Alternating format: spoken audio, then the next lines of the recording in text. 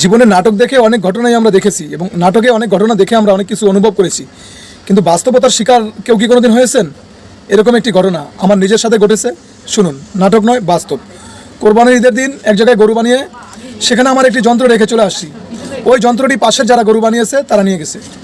আচ্ছা, একটা পর্যায়ে যখন আমি যন্ত্র খুঁজে পাচ্ছিলাম না, ভাবলাম যে তাহলে ওদের ভিতরে চলে যেতে পারে। তো আমি খুঁজতে গেলাম যে ভাই, আমার এই যন্ত্রটা আপনাদের ভিতরে আছে কিনা।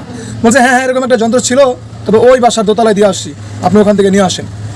আমি আমার যন্ত্রটা আনার জন্য ওই বাসার দোতলায় উঠলাম, দরজা টোকা দিলাম, ভিতর থেকে দরজা না খুলে আওয়াজ দিল, নাই নাই নাই, গোস্ত শেষ হয়ে গেছে। মিজাজটা যা খারাপ হলো, আমি বললাম যে আপনি আগে দরজাটা খুলুন, দেখুন কে এসেছে, তারপরে আপনি গোস্তর চিন্তা করুন। আমি আপনার গোস্ত নিতে আসি নাই, আমার একটা যন্ত্র আপনার এখানে চলে এসেছে।